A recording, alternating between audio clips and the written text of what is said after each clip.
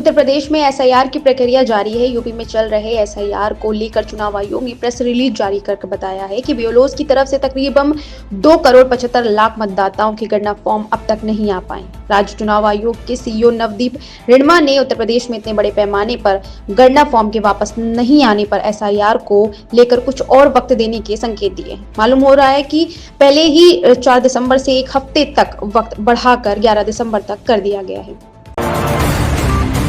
मुख्यमंत्री योगी आदित्यनाथ ने गोरखपुर सैनिक स्कूल में जनरल बिपिन रावत की स्मृति में बनाए गए ऑडिटोरियम का उद्घाटन किया। इस दौरान सीएम योगी ने उनकी प्रतिमा का अनावरण और प्रदर्शनी का अवलोकन भी किया। इस अवसर पर उन्होंने कहा कि प्रधानमंत्री नरेंद्र मोदी ने 2047 में देश के शताब्दी वर्ष में आत्मनिर्भर, विकसित और सुरक्षित भारत बनाने का सपना देखा है। इसके लिए उन्होंने देश के हर नागरिक को पंच प्रण लेने के लिए आह्वान किया। उन्होंने कहा कि हमें अपनी विरासत पर गौरव का अनुभव करना चाहिए, गुलामी की मानसिकता को छोड़ना होगा, पुलिस और सेना के प्रति सम्मान का भाव रखना होगा, सामाजिक एकता पर बल देना होगा।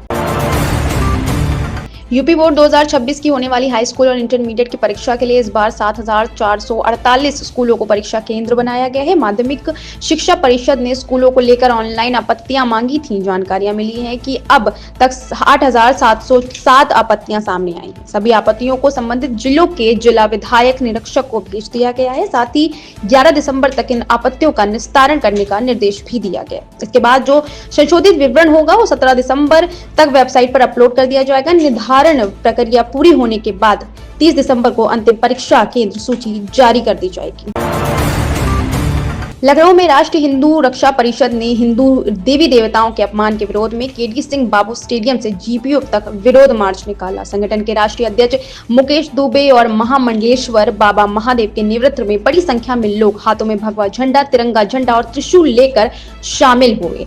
यात्रा हिंदू देवी देवताओं के अपमान और मुर्शिदाबाद में हो रहे बाबरी निर्माण के विरोध में निकाली गई है। आपको बता दें कि मुकेश दुबे ने कहा कि हिंदू धर्म का लगातार अपमान हो रहा है, जिसे हम लोग बर्दाश्त नहीं करेंगे। बाबा महादेव ने कहा है कि बाबर के नाम पर भारत में कोई भी मस्जिद नहीं बनेगी। बॉलीवुड एक्टर रणवीर सिंह की हालिया रिलीज फिल्म धुरंधर बॉक्स ऑफिस पर जमकर बवाल मचा रही है। फिल्म को लेकर दर्शकों में जबरदस्त क्रेज देखने को मिल रहा है। इस बीच धुरंधर पार्ट 2 का भी अनाउंसमेंट हो चुका है। फिल्म ईद 2026 के मौके पर रिलीज होने के लिए लगी हुई है, लेकिन बॉक्स ऑफिस पर इसका सामना टॉक्सिक और धमाल 4 से होने जा रहा है। लेकिन क्लैश से बचने के लिए अब अजय देवगन की फिल्म धमाल 4 रिलीज डेट पोस्टपोन कर दी गई है। भारतीय शेयर मार्केट में सप्ताह का दूसरा कारोबारी दिन मंगलवार 9 दिसंबर यानी आज भारतीय चावल कंपनियों के लिए बहुत बुरा रहा है, क्योंकि शुरुआती कारोबार में चावल कंपनियों के शेयर 10% तक टूट गए हैं। राइस स्टॉक में आई इस गिरावट के पीछे अमेरिकी राष्ट्रपति डोनाल्ड ट्रंप का एक नया बयान सामने आया है, जिसमें उन्होंने कहा है कि एग्री प्रोडक्ट्स के आयात पर नया टैरिफ लगा सकते हैं। इस बयान का असर चावल कंपनियों के शेयरों पर पड़ा है और वे लाल निशान पर ट्रेंड करने लगे हैं। भारत और दक्षिण अफ्रीका का पहला T20 मैच आज कटक के बाराबती स्टेडियम में खेला जाएगा। यह मैच भारतीय समय अनुसार 7 बजे शुरू होगा। भारतीय टीम वनडे सीरीज में 2.1 की जीत से दर्ज करके आ रही है, जबकि टेस्ट सीरीज में दक्षिण अफ्रीका 2-0 से जीता था। अब सूर्य कुमार यादव की कप्तानी में टीम इंडिया बड़ी जीत दर्ज कराना चाहेगी, लेकिन उनके सामने एंडन मार्कम की सेना होगी। यह आंकड़ों के आधार पर जानिए कि आज कटक में कौन सी टीम बाजी मार सकती है।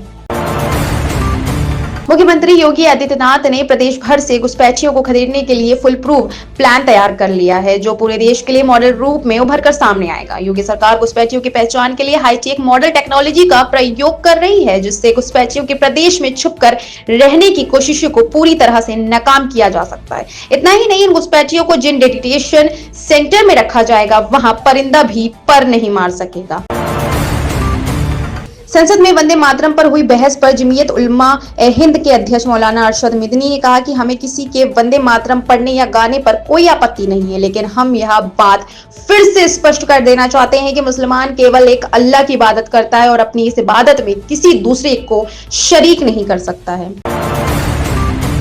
उत्तर प्रदेश की राजधानी लखनऊ से सनसनीखेज वारदात सामने आई है। यहां सहमति संबंध में रह रहे इंजीनियर की प्रेमिका ने गला रेत कर हत्या कर दी। बेटियों के साथ आरोपी महिला कई घंटे तक शव के पास रही। इसके बाद खुद उसने पुलिस को इंजीनियर की हत्या की जानकारी दी। सूचना मिलते ही पुलिस मौके पर पहुंची। पुलिस ने शव को कब्जे में लेकर आरोपी महिला को गिरफ्तार कर लिया है। वहीं इंजीनियर के परिजनों की शिकायत पर पुलिस ने आरोपी महिला की और दोनों नाबालिग बेटियों पर प्राथमिक दर्ज कराई है। फिलहाल पुलिस ने शव का पोस्टमार्टम कराकर परिजनों को सौंप दिया है, साथ ही जांच को शुरू कर दी है।